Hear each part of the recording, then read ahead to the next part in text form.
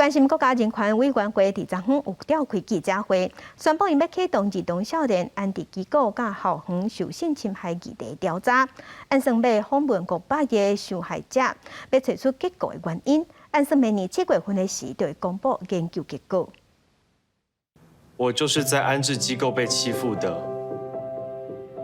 请跟我有一样故事的朋友站出来。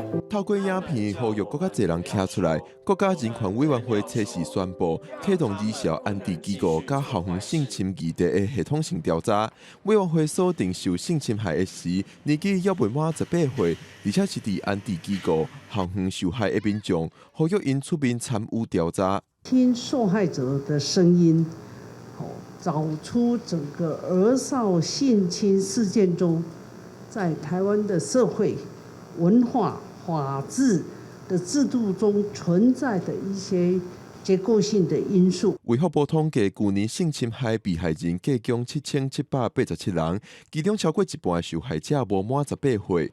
委员会按算透过访谈500人，根据因的经验，除了找出解决方法，嘛针对亚康者的保护、数据乌素等等问题进行研究。可能一个权势关系，包括父母的态度，父母不一定信赖他的说辞啊，或者求助管道他是不相信的，所以他是选择隐忍的。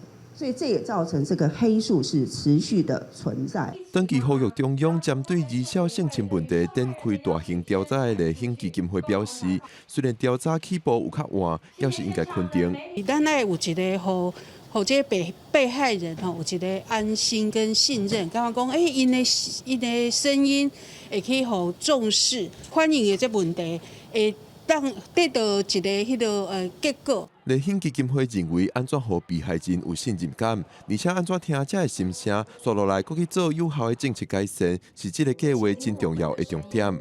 记者郭本长随台北报道。